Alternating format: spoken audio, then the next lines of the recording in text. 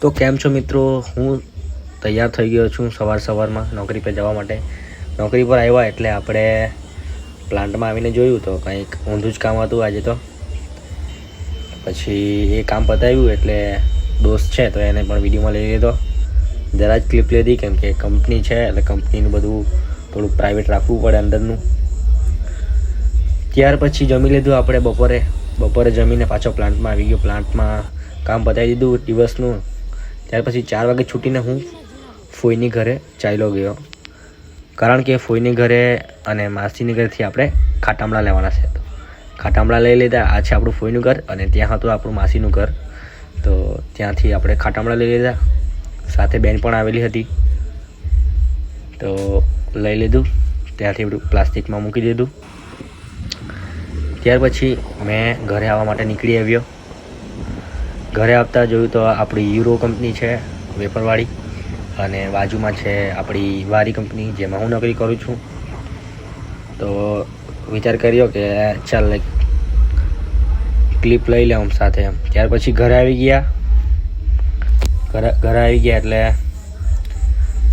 થાકી જવાયેલું હતું તો ફ્રેશ થઈ ગયો અને જમવાનું પણ જમી લીધું. મમ્મીએ દાળ ચોખા અને શાક રોટલી બપોરે બનાવી લીધી ભાઈના ટિફિન માટે, તો મને આપી દીધું. ત્યાર પછી મેં આવી ગયો હતો જીમમાં. આજે આપણો લેગ વર્કઆઉટ ડે છે અને આપણા વિપુલભાઈ પણ થોડા દિવસથી જીમ નહીં આવેલા હતા, તો આજે ચેસ્ટનું વર્કઆઉટ બી સાથે પતાવી લીધું. તો આજે આ જે વિડીયો છે એ લેગમાં સ્ક્વેડનો છે. ત્યાર પછી બહુ ગરમી લાગતી હતી એટલે હાલત ખરાબ થઈ ગયેલી હતી. આજે તો થોડું એનર્જી લાવવા માટે કોફી પણ પીધી હતી, પણ બહુ જ ગરમી લાગે છે. વર્કઆઉટ તો દબાઈને કર્યું છે આજે. ત્યાર પછી આ મારા બીજા ભાઈ છે જેમને મેં ટ્રેન કરતો છે. એમને કહ્યું છે કે એક મહિનામાં બોડીનું ટ્રાન્સફોર્મેશન જોવા મળશે. ત્યાર પછી ઘરે આવીને આપણે ટીવી જોઈ.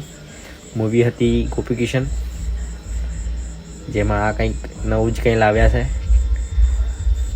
મૂવીમાં. જૂનું છે પણ ઇન્ટરેસ્ટ આવે એવું છે તો જોઈ લીધું. અને કંઈ નવી સ્ટન્ટ કરે છે હિરોઈન. ત્યાર પછી હું ગાયને ચારો વારો નાખી દીધો, કેમ કે જમવાનું તો મેં પણ જમી લીધું હતું. પછી ગાયને ચારો નાખ્યો અને ત્યાર પછી થોડું પોઝિંગ કર્યું, તેનો વિડીયો ફોટો લઈ લીધા. અને આજના બ્લોગમાં બસ આટલું જ. કાલે મળીને નવા બ્લોગ સાથે.